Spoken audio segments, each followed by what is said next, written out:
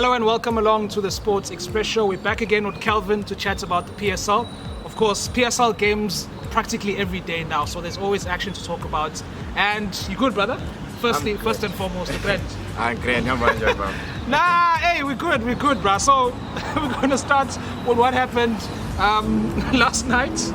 Kaizer Chiefs against Bloem Celtic. I mean, what a performance by Celtic. What a shambolic performance by Chiefs. Two contrasting displays. But at this point in the season, Kaizer Chiefs, when they have the opportunity to take the advantage over Sundowns, they drop points once again. Man, look, first things first, thank you to Bloem Celtic to fix the country for now, basically. But the country wasn't broken. No, it was kind of getting broken a bit, but it's just, you know, they made things exciting. Yeah, they made things exciting. They did, yeah. So yeah, but then going back to the match, Chiefs starting with the lineup that actually won them the game against the Polokwane. Yeah. So basically it was, it was a matter of if it's not broke, don't fix it for Umidendop. But then, then it broke during the game. But then the first half for me it was a game of both teams, being cancelling each other out. It was both teams, they had chances and both teams actually, going head to head in a nice match. It was a nicely contested affair for me. But then Chiefs took the lead on a set piece, and you know how Chiefs are dangerous on set pieces. Leading up to the goal. Well, that's practically how they scored. Because leading up to the goal, they had like three corners, and then the fourth corner they scored. And out of those three corners, all of them were a bit shaky defensively. Celtics, and man, look, you got Utawa, you got Agayan, you got Nokovic, Cardoso, Katsande, so there's big guys. Castro, you see, there's Katsande. So Chiefs will always be a threat in set pieces. For me, since Baxter, the days of Stuart Baxter, they've been a very, very dangerous team on set pieces. I think they are the most dangerous team in the PSL on set pieces. But then I think Celtics knew that.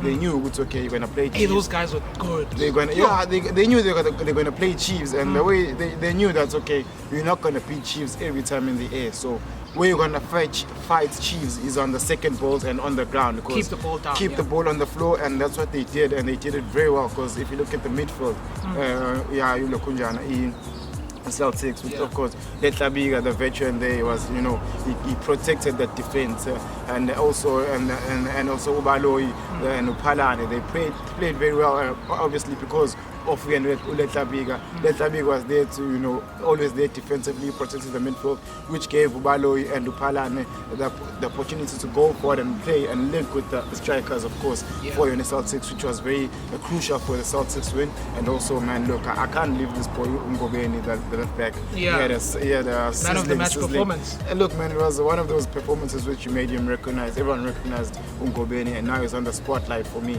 So it's up to him for the next game, which is going to be very, very important, that he brings back that same performance where now everyone has noticed him and has to do it again now. And of course, not forgetting Uletwalo and Usera scoring the goals that put Chiefs to bed. I mean, it was a bad defensive performance by Chiefs. I mean, it was like it was almost like Celtic were 2 seconds ahead of Chiefs in every single, whether it's a 50-50, it's a one-on-one, whether if it's high balls, second balls. Celtic were always just quicker than Chiefs in all aspects of the game. And coming to the game, I think Celtics, they kind of like, they saw with Chiefs, okay, they've got Umatoho, who along the years has got a bit slower for me, Umatoho. And then, of course, number 5, Akayan. And also now he's a bit slow defensively.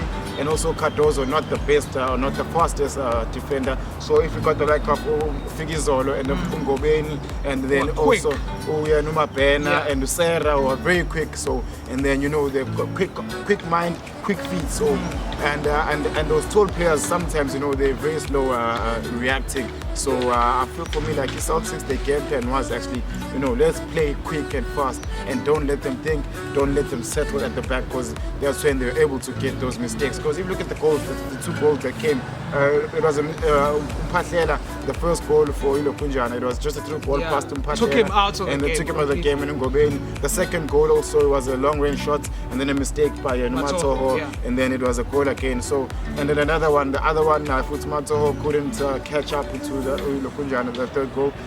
They couldn't catch up to him, and then it was through on goal just like that. So for me, Celtics, they executed the game plan very, very well, and they showed the Chiefs defensively. If you press them and you don't make them, or you don't let them get comfortable and play the high ball.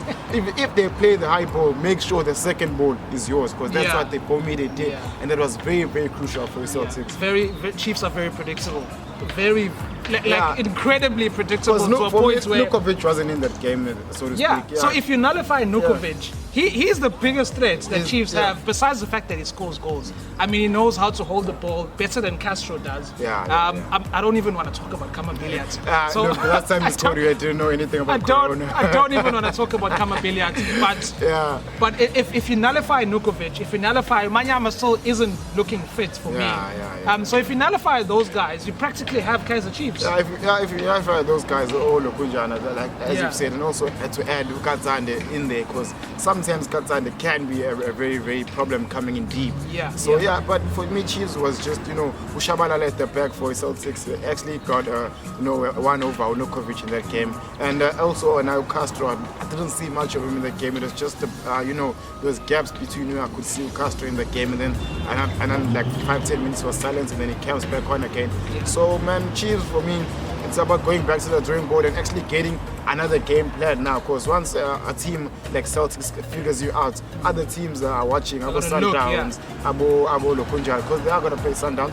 So Vince again. So they are watching, and Vince, how kind of a defensive team, a very stubborn defensive team they are. But then for me, Chiefs about them finding another way now, or actually, if they're going to continue using this way, then they must make sure it works, and it works all the time, because you can't keep doing the same thing over and over again. People are going to catch up to it and going to wake up to it and going to see it. And now that Celtics have been able to see it and do such against a team that is favorites to win the league, actually, it's Chiefs at the moment. And you get a Celtics team that's going to just outplay you in football-wise. For me, Chiefs have to go back to the drawing board. It is one loss, so to speak, so you can't cry that much. But at this point, you can't afford to drop points, because we're also going to go to the game of Sundowns and Cape Town City, because Sundowns lost that game 3-2, and Chiefs had this chance to actually stretch the lead. So you can't just say it's just one loss. This was a crucial game for Chiefs, because winning this game against Celtic was going to stamp their authority as title leaders, and also nullify Sundowns and make them lose that hope of catching up. Look, they actually, you're right there, 100% right. They needed that win to actually nullify Sundowns. This win in particular, they needed this to nullify them and to show their Sundowns, because okay, you're out of the title chase. This is our title now. So when they go and play Sundowns, there's no pressure on them. Because Sundowns should have confidence going into the Maritzburg game now, because they'll feel like, okay, we stumble, they're stumbling as well. So we're still in the chance. This is our chance play against the Maritzburg team, wounded lands, so to speak. Look, for me, I feel like Chiefs are going to go back to the drawing board. And I feel like Chiefs, just for me, they did lose their game. And rightfully so. I think they lost the right game. They didn't lose a game against Davids and Sundowns. For me, that's the way of looking at it. They lost the right game, the game that they could afford to lose, when actually Sundowns actually also lost points, and Davids now lost points, so they could afford to lose this game. But going further, they shouldn't be looking at it that way. They should be looking at it as in like, we are actually closing this out now. We are taking the league and it's final. We're going to win all of our games now, and then we're going to close this off and we're going to take the league, because that's what they want now. They don't want this dragging until the last game. But we as the fans obviously do want that. But as Chiefs, they don't want that. They want to get over and done with that, win the league, and just continue playing their football. And one thing we haven't seen much happening lately is Orlando Pirates scoring a goal. So Pirates actually scored against Baroka FC for the first time in I don't know how long. Like a 1-1 draw for Pirates. I mean, still very underwhelming for you guys at this point. Look, man, the Pirates ever since they lost against the Chiefs, I think it was a burst in their bubble, so to speak, in that form bubble. They haven't lost a game since, but they haven't won a game draws. either. Draws, they haven't won a game either. So it's just up to you. So basically, it's like they've got 4 points out of the last 12 or something in the last 4 games. For me, Pirates, they scored and the goal came about a mistake defensively. But if you look at it, they actually forced that mistake. We are no more hango, and obviously thanks to Umabasa, he was actually aware with the defender might pass it back to the keeper or look for that defender. It turned into a good cross for him, and but he needed the finish also. So much work was done by Umabasa. But then man, I cannot speak about this. I cannot not speak about this. That goal here by Baroka. It was offside. We saw it so by a mile. Yeah. And it's not nice to actually, such an exciting game to be, to be loomed or to be covered up by such a mistake from the officials. We want it to be fair and square, man. Look, it was an offside goal, and it did affect the outcome of that match. So you cannot not speak about it, because if it was given offside, Pirates were still leading 1-0. Baroka still chasing the game. Gaps opening behind the Baroka. You don't know what would have happened. Pirates went and scored a second goal. Maybe you don't know. So but it's something to look at. Our officials need to actually fix these things that they do.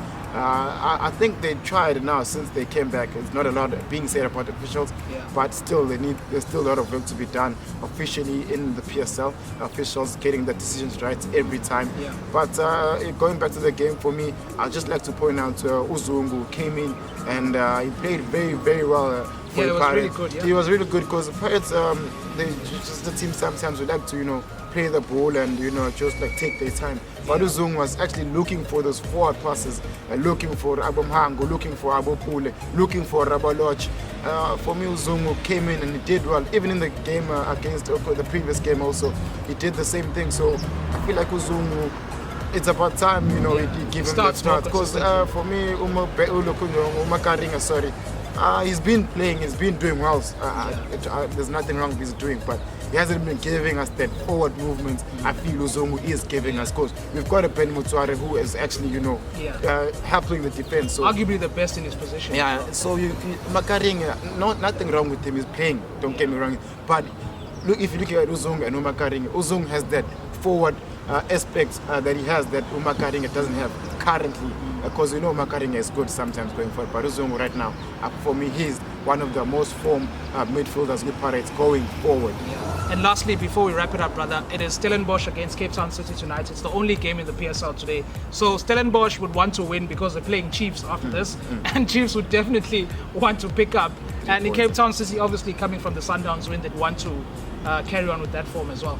Looking at the start of the season, Stellenbosch were favourites to actually, go back down after coming up with Ubaka. But then he's done very well with that team.